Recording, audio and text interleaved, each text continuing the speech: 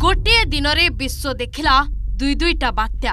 एपटे आंध्रर नरसापुरम ठारे स्थलभाग छुला मोन्था आउ सेपटे उत्पात हेउथला मेलिसा। मोन्था ता कराल रूप देखाई गछवृक्ष भांगिला, धनहानि कला, किंतु मेलिसार तांडव भीतत्रस्त कर देउथला।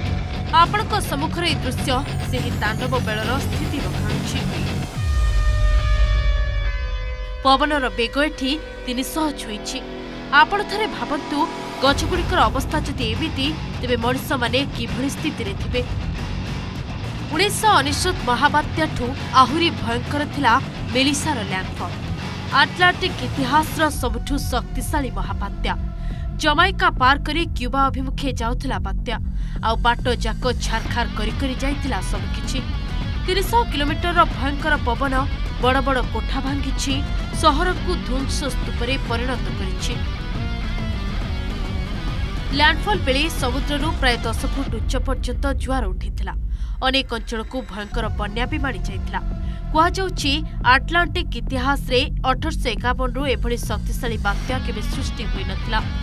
जमाइकार न्यू होप अंचल निकटरे स्थलभाग छुवा बेले पवनर बेग घंटा प्रति 295 किलोमीटर रु अधिक थिला।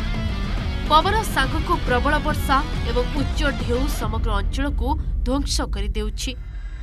घूर्णिबात्या मेलिसा जोगु गछ उपुछि, विद्युत खुंट भांगी विद्युत सेवा छारखार होइछि।